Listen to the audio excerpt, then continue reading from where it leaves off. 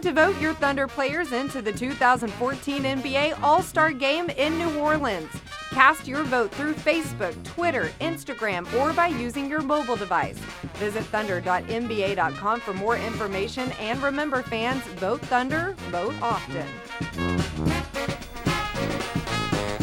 Welcome back to Thunder Insider, as Grant and I are now joined by Matt Pinto, of course, the voice of the Thunder on the radio. Well, we've talked about the offense and the ball movement and all of the things that have happened for this team recently. One of the other things is that head coach Scott Brooks has continued to, I don't want to say tinker with these lineups, but a little bit. He's continued to play all of these guys on the roster, all 13 of them. They talk about building trust continually throughout the season. Seems like they're doing that in multiple ways. Matt, let's start with you. What lineups have impressed you? Because we've seen several. Well, I love when Reggie Jackson's on the floor with Kevin Durant and Russell Westbrook, because all of a sudden with the attention paid to those two multi-time All-Stars, the middle tends to open wide in that screen and roll. Reggie is so crafty with the dribble, and his confidence is so high right now, he's really making things happen. So I think that's a dynamic threesome for the Thunder. Whomever they put on the front line, Grant, Serge Ibaka, Nick Collison, Kendrick Perkins, whoever that might be, these guys work well together. Reggie Jackson's becoming more adept at knocking down the three, and certainly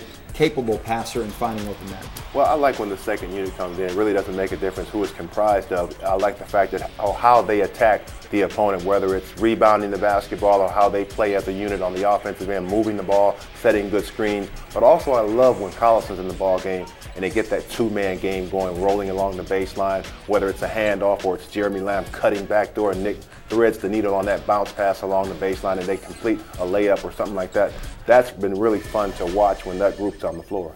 It's been also fun to watch just to see how these young guys handle it. Perry Jones sometimes coming in at the beginning of a second quarter, somebody called on at the end. It seems like these guys are ready to play no matter when their number's called. Well, and that's a big plus for this team and Scott Brooks, because he can hold everybody on the roster accountable to the principles that he's continuing to teach and preach during practice sessions and shoot-arounds. And Grant, that makes a big difference, as you know, as an ex-player, because if there's not a sense of that within the ranks, a competitiveness behind you, that you know that if a guy comes in and grabs some minutes, he's going to produce, suddenly you're on your game all the time. The one guy that represents that to the fullest, I think, is Perry Jones, because from night to night he has no idea when he's going to come into the ball game or if he's even going to get into the ball game. But when he comes in, he definitely moves the needle. He's rebounding, he scores around the basket, he's got a nice touch from the three-point line.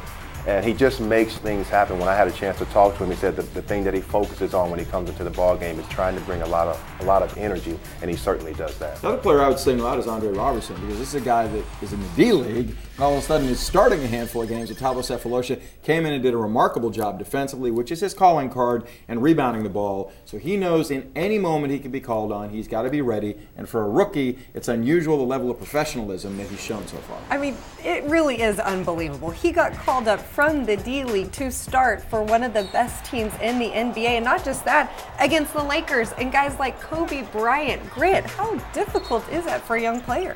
The difficult part is recognizing what your calling card is. As Matt mentioned, his calling card is playing solid defense. He knows who he is. There's no mistaking about what he wants to do when he gets on the floor. A lot of young guys have a difficulty doing that early on. You know, what am I going to do to be successful in the NBA? What can I bring night to night that's going to be consistent? Well, Andre, he knows and understands that it's going to be defense with this ball club that will keep him on the floor, and that's what he brings to the ball game every night. And I've not seen a young player utilize his length to the degree that he does. He understands angles defensively, and he is so long. He utilizes that by crowding players, even in situations that other defenders won't. He's very confident in his abilities that way. Another guy who seems to be pretty confident with his abilities is Steven Adams, who's improved with each game. And Brooks has also given him some tough challenges. One that sticks out is that Memphis game when he said, go in there against Zach Randolph. I think Steven kind of looked at him like, are you sure? But he has really been impressive so far. I like what he does, because I've said this all along. Steven, to me, has an appetite for physical play.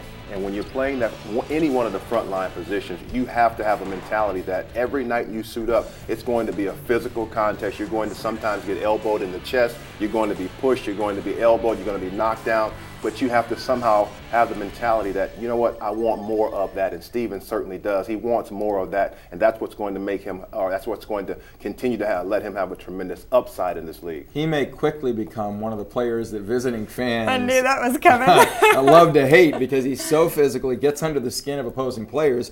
That's a real positive thing, because if you can throw another team off its game and as a rookie do that, all of a sudden you've got a mental upper hand, which is really more geared to veterans in this league. What's even more impressive is when he does get under their skin, Steven never flinches. Yeah. You're right. It's almost like he doesn't know what just went on. Everybody's just like chaos totally around him, and he's the guy that leaving people in a wake, and he's wondering what happened. But I really, he grew up playing Australian rules, soccer and rugby in his native land. He didn't follow the NBA, so he's not enamored of the legacy of some of these guys he's playing head-to-head against, Grant. It makes a big difference. It kind of reminds me of that Steve Urkel. Did I do that? Sorry, he doesn't look like him at all. All right. Ahead on Thunder Insider.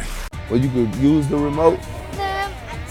You like it, huh? I think it's great, man, just to come out and be able to bless the kids and make their Christmas. It's always good to give back to the community.